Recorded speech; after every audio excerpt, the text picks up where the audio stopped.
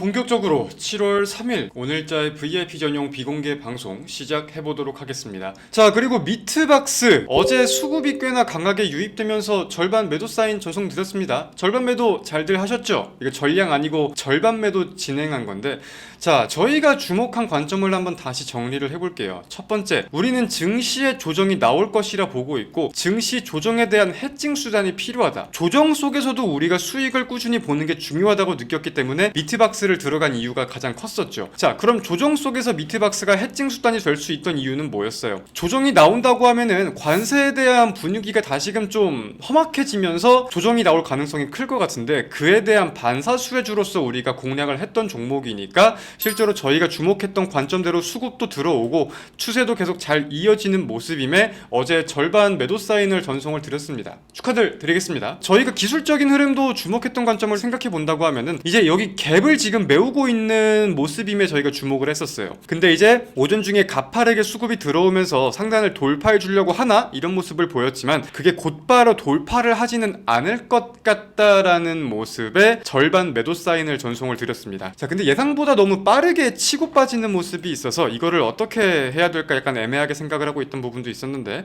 다시금 수급이 들어와 주고 해당 가격까지 올라와 주는 모습임에 동일한 가격에서 매도 사인을 한 번 더 전송을 드렸습니다. 그러니까 이때 매도가 안 되신 분들은 이때 매도를 하시면 된다, 이렇게 사인을 전송을 드린 거예요. 그래서 이제 절반 매도가 되었다라는 관점으로 남은 잔량에 대한 리딩은 이어갈 것이고, 여기서 미국의 요구가 강경한 분위기로서 조성되는 게 보인다고 하면은 저는 이 상단 돌파가 충분히 가능할 것이라고 보고 있습니다. 그렇기에 저희가 절반만 안전하게 차익 실현을 한 거고, 잔량은 계속해서 집중해서 잘 지켜보겠습니다. 집중하겠습니다. 오늘 국내 증시에는 굉장히 중요한 이벤트가 두 개 있어요. 첫 번째로는 상법 개정안 통과에 대해서 어떻게 진행이 될지 여부를 봐야 되고, 당연히 뭐 지주사를 비롯해가지고 수혜 업종으로 꼽혔던 종목들 수급이 이어질지 여부를 보는 게 굉장히 중요할 거고, 두 번째로는 이재명 대통령의 간담회가 있습니다. 이제 민생 관련된 부분, 국가적인 전략, 투자, 외교뿐만이 아니라 다양한 내용들을 다룬다고 하고 있는 것 같은데, 여기서도 어떤 내용들이 나올지 여부를 보는 게 꽤나 중요할 것 같습니다.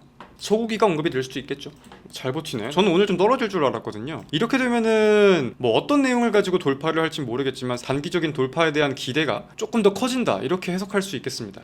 자, 일단 7월 3일 국내 증시 개장했습니다. 개장 직후에는 시장 흐름과 함께 보유 종목 흐름 점검하면서 말씀 이어가도록 하겠습니다. 오늘은 보유 종목들도 상승폭을 좀 키워가는 모습들이 보이고 있네요. 칩셋 미디어도 그렇고 GST도 그렇고, 뭐 급등까지는 아니겠지만 지지해줄 자리를 잘 지켜주면서 반등이 확인이 되고 있습니다. 이 종목들은 어떤 관점으로 보고 있는지, 언제쯤 상승할 것으로 예상을 하고 있는지 여러 차례 말씀을 드렸고, 이제 시청자분들도 다들 알고 계실 거라고 생각을 해요. 좀 느리다고 답답해할 것도 없고 늘 저희가 하던 대로 차분하게 잘 보면 된다, 이렇게 정리하겠습니다.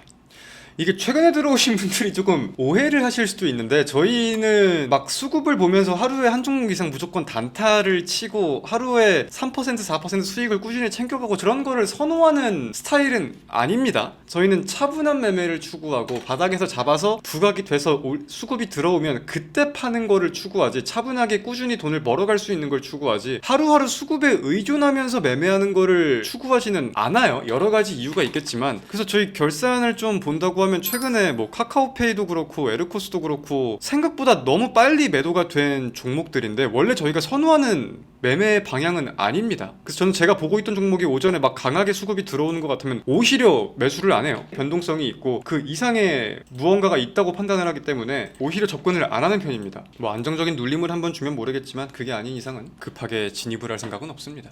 그래서 저희는 이번 주에 단기 매매 위주로 좀 빠른 수익들을 많이 거두고 있는데, 진짜 현금을 더 크게 쓰는 거는 중장기 매집에 대해서는 일전에도 말씀을 드렸듯 다음 주 7월 8일 이후를 생각을 하고 있습니다. 어떤 내용이 어떻게 확인이 되는지, 불확실성이 어떻게 거쳐지는지 여부를 보고 우리가 모멘텀에 맞게 더욱 탄력이 강할 것으로 예상하는 종목을 들어가는 게 조금 늦더라도 훨씬 확실할 거라고 생각을 하고 있는 거예요. 지금 예상보다 뭐 단기 종목들이 빠르게 매도가 되면서 보유 종목이 없다고 느끼시는 분도 있을 거예요. 특히 새로운 분들은 더더욱 그렇게 느끼실 수 있겠다고 생각을 합니다. 근데 뭐 그렇다고 해서 문제될 게 지금 있나요? 우리가 무언가가 물려있는 것도 아니고 매매를 아예 안 한 것도 아니고 무조건 증시가 빠질 것 같으니까 기다리자고 하는 것도 아니고 무섭고 지루하고 지치고 이게 아니고 여유롭게 시간이 다가오고 있구나, 차분히 훨씬 안전하고 좋게 잡을 수 있겠구나 기뻐하면서 기다려야 될 때죠. 항상 철저하게 정해진 구간에서 원하는 가격에서 사야 전략대로 대응을 할 수 있는 거니까요. 그죠?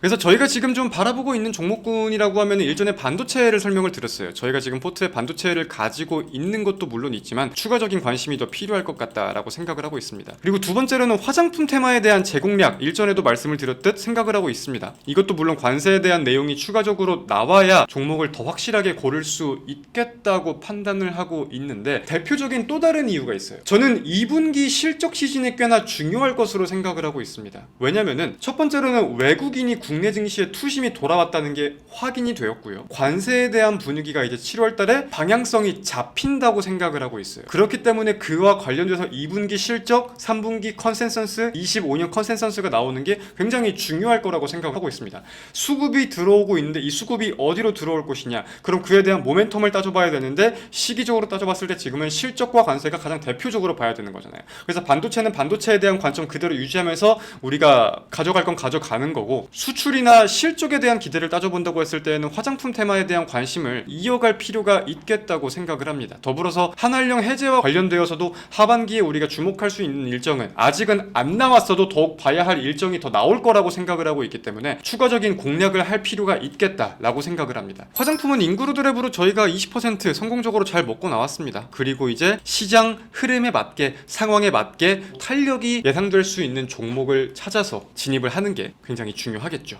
그에 대한 종목군들은 아직 제가 명확하게 이 종목을 이때 들어갈 거야 라고 종목명을 말씀드리지 못하는 거는 아까도 말씀을 드렸듯 관세에 대한 기조가 지금 하나하나 확인이 되고 있기 때문에 그 수출에 대한 내용도 그렇고 해외 법인에 대한 내용도 그렇고 그런 것들을 확인을 해야 우리가 더욱 강한 모멘텀이 보유한 종목을 찾을 수가 있다. 그래서 이 테마 내에서 종목을 찾는 게 중요하겠다. 이 정도 기조로 지금은 알고 있는 게 가장 현명하겠다고 판단을 하고 있습니다.